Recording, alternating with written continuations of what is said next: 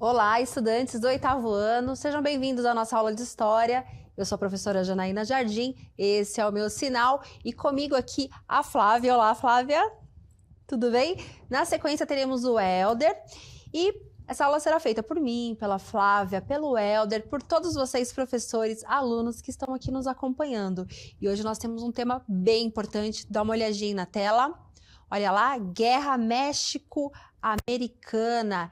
Estamos trabalhando dentro da habilidade, né, do oitavo ano, que é caracterizar. Gente, eu sempre falo isso para vocês, né? Sempre falo isso para o oitavo ano. O quanto que é importante a gente perceber qual é a ação, né, da nossa habilidade. Porque a habilidade, ela já tem uma ação, né, que é o nosso verbo, caracterizar. Vamos caracterizar e contextualizar, né? E quando a gente contextualiza, a gente acaba até trazendo um pouco para o presente, né? Fazendo algumas comparações. Então, o que faremos? Caracterizar e contextualizar aspectos das relações entre os Estados Unidos da América e a América Latina no século XIX. Objetivo: compreender a ideologia do Destino Manifesto na perspectiva da expansão dos Estados Unidos sobre o México no século XIX, né? E aí a gente vai fazer até uma história assim contrafactual, né? Que é aquela história que não aconteceu, né? Nós historiadores não gostamos muito de fazer isso, mas pensem assim, né, estudantes, como que estaria o México hoje se ele não tivesse perdido a Califórnia e o Texas, né? Como será que estaria? Será que seríamos, né, pensaríamos em um México superpotência, né? Por que não? Assim, por que não, né? É uma história contrafactual. A gente precisa pensar, né? Colocar a nossa atitude historiadora agora em jogo para pensar isso. Porque olha só, se a Califórnia, por exemplo, né? Se a Califórnia sozinha fosse um país, né? Hoje o PIB da Califórnia gira em torno, em média, de 3 trilhões de dólares, né? Então, se só a Califórnia fosse hoje um país, ela seria a quinta economia do mundo. Agora pensem vocês, somado Califórnia, Texas e isso tudo agregado ao México. Como seria o México hoje, né? Então, a gente começou aqui com essa provocação, com essa história contrafactual, porque não é o que aconteceu. Nós sabemos que nós estamos aqui no século XIX, que é aquele século onde nós temos muitos discursos civilizatórios, né? Vocês se lembram disso? Alguns discursos civilizatórios que vão defender que os Estados Unidos, fazendo recorte aqui para a América, defender que os Estados Unidos têm o direito de aumentar suas fronteiras a oeste. Então, nós falamos muito sobre o Destino Manifesto e hoje a gente vai falar dessa guerra México-americana. Lembrando que nós estamos nesse contexto, né? Estamos aqui, a gente vai falar de duas coisas. Então, assim, para você não se confundir aí, aluno do oitavo ano, a gente vai falar um pouquinho dos Estados Unidos e a gente vai falar um pouquinho do México. Então, antes de falar da guerra México-americana, a gente precisa contextualizar o momento, o que estava acontecendo ali nos Estados Unidos para que ocorresse essa guerra com o México. E logo, né, por que o México perde a Califórnia e o Texas? Como que isso tudo aconteceu, certo? Mas aí eu trouxe uma questão para vocês, dá uma olhadinha aí na tela. Qual é o significado da frase atribuída a Theodore Roosevelt Jr.? Fale com suavidade e tenha a mão um grande porrete. Essa frase foi dita sim por ele. E eu vou deixar 1 minuto e meio para que vocês me tragam aí algumas considerações acerca dessa fala.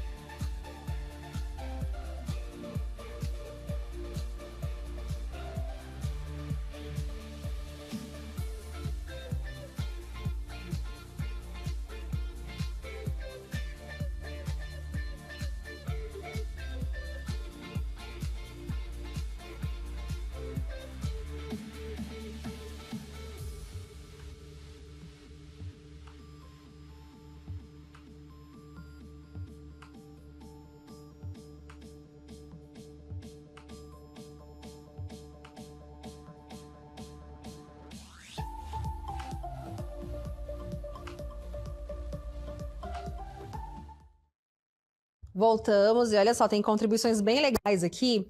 A Pro Maria do Carmo. Ser suave, mas ao mesmo tempo agressivo. Inclusive, esse ditado, né, o Theodore Roosevelt, ele retira até, era um provérbio africano, né? Fale com suavidade, mas tenha a mão grande porrete. Então, assim, tenha autoridade. Faça política, mas com autoridade. As pessoas precisam ter medo do nosso poder, né? E aí, a Pro Célia, ela disse assim, ó, que a aluna Isabela, ela disse assim, se tudo der errado, a gente mete a porrada.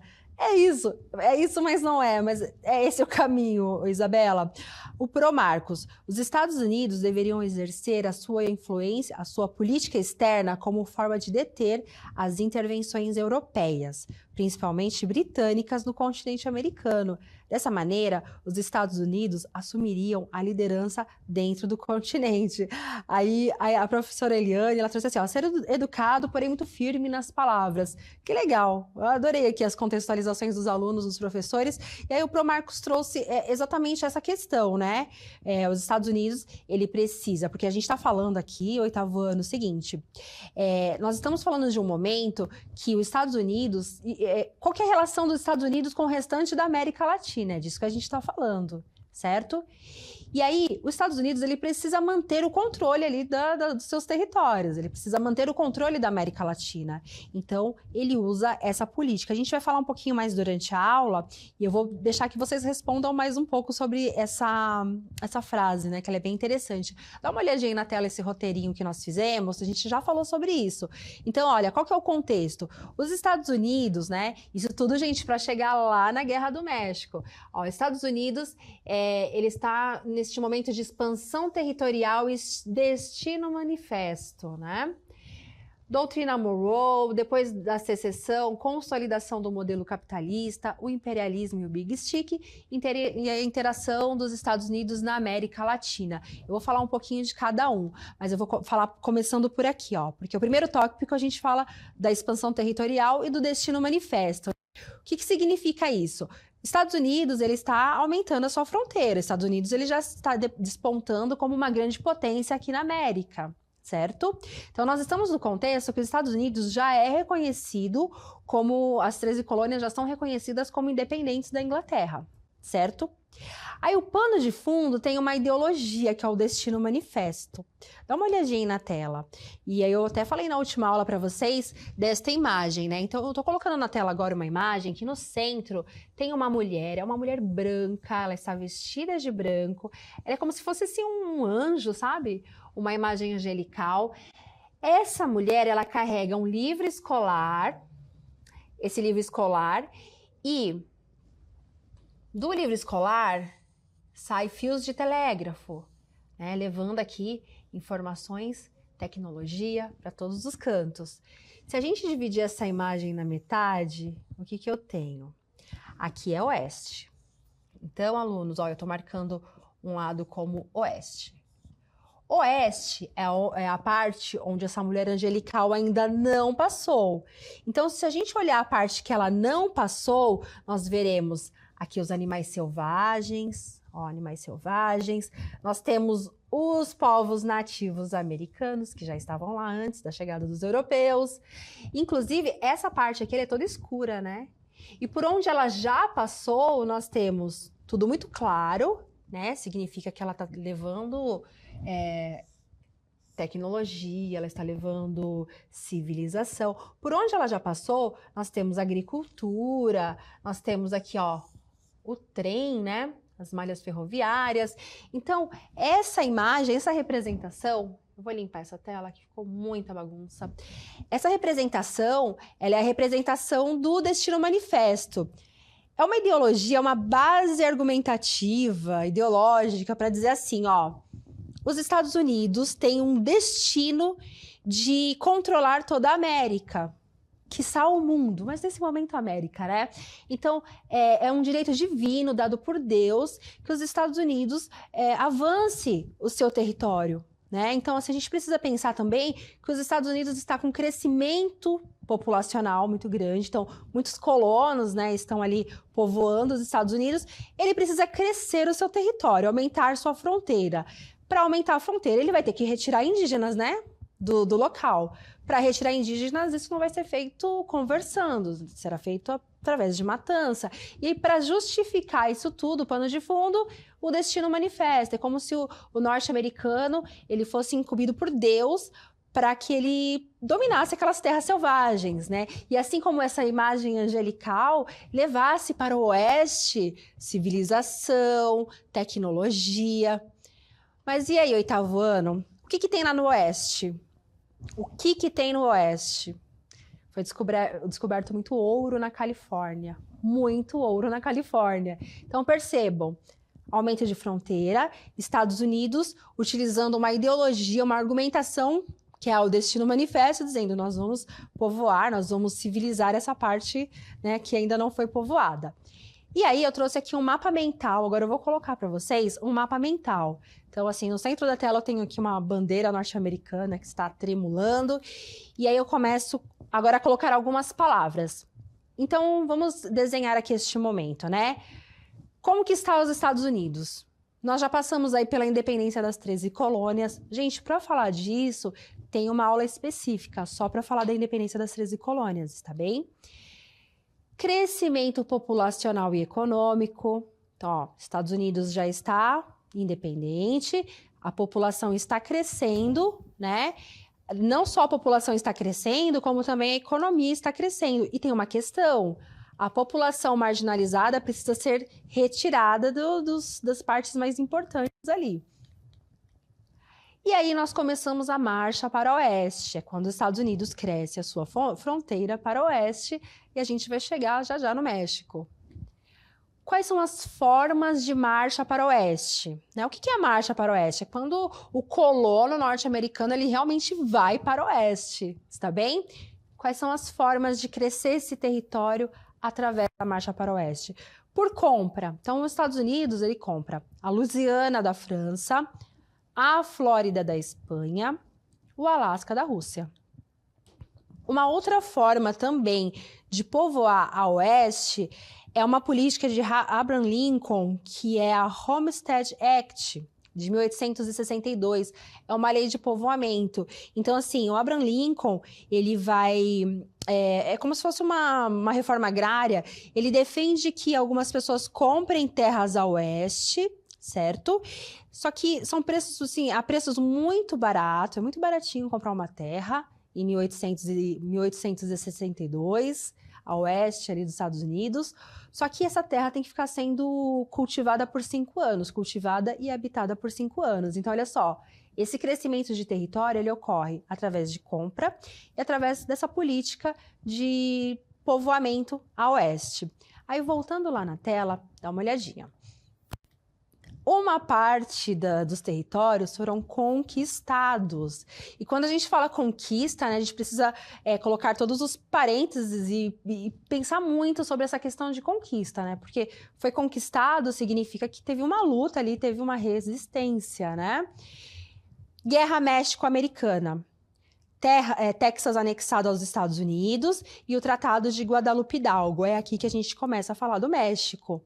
E aí, para terminar, Corrida do Ouro, em 1846 a 1848, é encontrado muito ouro em 1949, ali em 1848, na Califórnia, é encontrado muito ouro. O que acontece, gente, assim, em linhas gerais, assim, né? Em linhas gerais, por que o México, ele perde parte desses territórios, né? Primeiro, porque lembra do processo de independência das Américas? Vocês se lembram disso? Então, olha só, nesse processo de independência das Américas, o México, ele sai muito empobrecido da guerra contra a Espanha, né? O México, ele luta contra a Espanha pela sua independência, ele sai muito empobrecido. Uma alternativa para melhorar ali o seu orçamento, a sua economia, foi vender partes do norte. Então, assim, ele vende parte do norte, que é ali o Texas, né? Ele vai vender uma partezinha ali do Texas. Só que esses colonos texanos que vão chegando ali no Texas, né? Eles começam a povoar, a chegar ali. E esses colonos, eles começam a ir contra O México.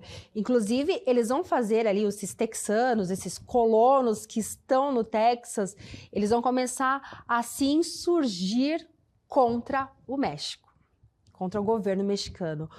E eles até proclamam uma independência do Texas ali, como se fosse um país separado. Só que o México não reconhece, né, esse tipo de independência. E aí a gente começa a Guerra México-Americana. Aí voltando lá na tela, dá uma olhadinha, a gente precisa sempre tratar desses assuntos no contexto dos Estados Unidos e América Latina. A gente não pode fugir desse contexto, está bem? A gente está sempre falando aqui dentro da habilidade. Vamos voltar lá um pouquinho para os Estados Unidos e pensar como que os Estados Unidos estavam tratando questões políticas, né? Estados Unidos com a doutrina Monroe, o que era? O seu pensamento consistia em 3 pontos. A não criação de novas colônias nas Américas, a não intervenção nos assuntos internos dos países americanos, a não intervenção dos Estados Unidos em conflitos relacionados com países europeus, como guerras entre países e suas colônias. Então, percebam aí que os Estados Unidos não está querendo intervenção da Inglaterra. Então, qual que é a relação dos Estados Unidos? A doutrina Monroe é uma doutrina, né? Ela já está dizendo muito claro aqui, olha, nós não queremos colônias inglesas aqui no nosso território. Nós não queremos participar de guerras inglesas. Então, vocês percebam qual que é a relação dos Estados Unidos com a América Latina. Os Estados Unidos, ele até ajuda em alguns processos de independência, como o da Nicarágua, por exemplo, mas qual que é o pano de fundo disso tudo, gente? Os Estados Unidos, ele está se tornando ali uma grande potência dentro da América toda, né? E quando a gente pensa ali no pedacinho da Califórnia, foi encontrado muito ouro, muito ouro. E os Estados Unidos está crescendo seu território, querendo abocanhar uma parte dele. Dá uma olhadinha aí na tela. E a gente tem essa questão da América para os americanos, né? Pensando no contexto histórico do século XIX, nas relações entre Estados Unidos e os demais países da América, eu vou deixar para vocês, professores, qual é o significado dessa frase dita por James Monroe, América para os americanos. Vou deixar 1 minuto.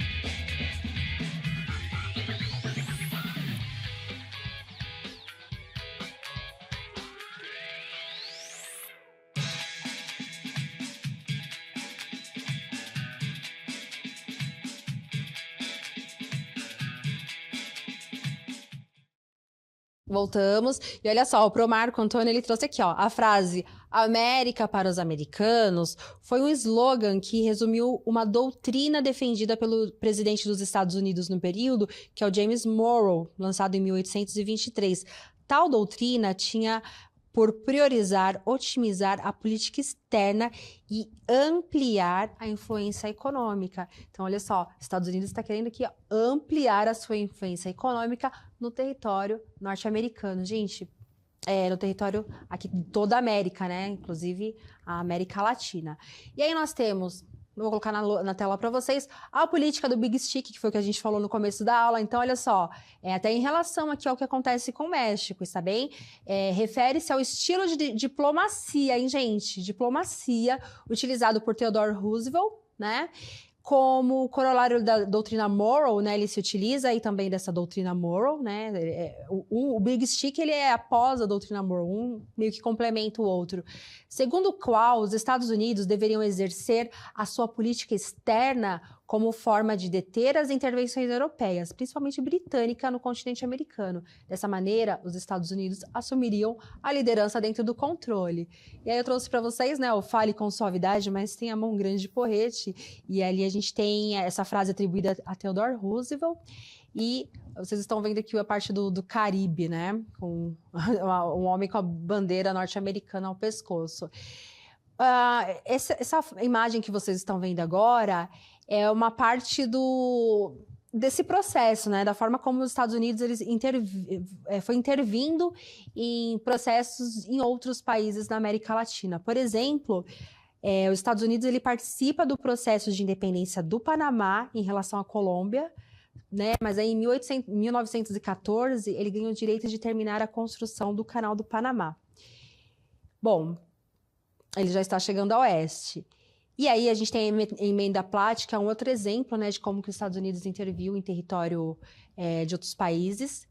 Aqui a Guerra México-Americana, eu tenho aqui esse mapa que é de 1824, antes da Guerra México-Americana, né, essa parte toda era o México, só que aí esse outro mapa ele vai mostrar as campanhas militares que ocorreram neste período para ter a cessão do território mexicano, né? O que vai acontecer, gente? Em 1848, o Tratado de Guadalupe Hidalgo, ele vai ceder toda essa parte aqui, ó, eu trouxe um recorte dele, olha só, vai ceder toda essa parte que antes pertencia ao México, vai pertencer agora aos Estados Unidos, certo? O Texas, ele é anexado por meio de guerra, assim, a gente tem uma guerra, os colonos no Texas, né, lá no Texas, os colonos, eles já querem, na verdade, se integrar aos Estados Unidos, então o Texas, ele acaba sendo integrado. A Califórnia, a gente tem ali, eu até vou pedir para voltar ali no mapa, dar uma olhadinha, a gente tem aí a Califórnia, o Novo México também dentro dessa seção, para o território norte-americano. E aí a gente pensa assim, né? Hoje, né? Se você olhar hoje a economia, comparar a economia mexicana com a economia norte-americana, né? A gente percebe que é uma disparidade, é uma grande diferença. Mas, muito provavelmente, se o México tivesse permanecido as suas terras ao norte, com certeza a economia mexicana ela seria muito diferente, né? Porque nós tivemos na Califórnia muito ouro encontrado, inclusive esse ouro ele impulsionou muito o crescimento industrial norte-americano.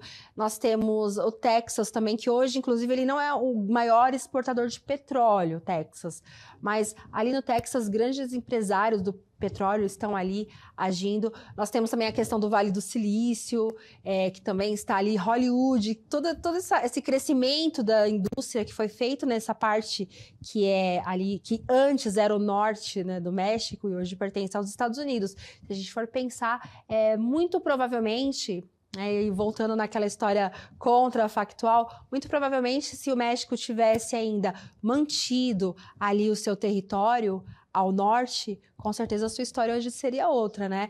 A questão é que quando o norte ele cede essas terras, e ao primeiro momento que o México ele vende as suas terras até para pagar ali pelo seu processo de independência, né? Que deixou o México muito empobrecido, quando ele tenta ser independente da Espanha. Quando ele faz isso, na realidade, ele não sabe ainda que ao norte do seu território tem muito ouro.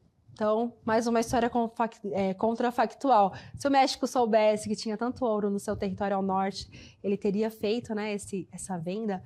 Bom, espero que vocês tenham gostado. Muito obrigada aos professores que estiveram comigo até aqui. Avaliem a nossa aula, o material está completo no repositório. Obrigada a todos e tchau!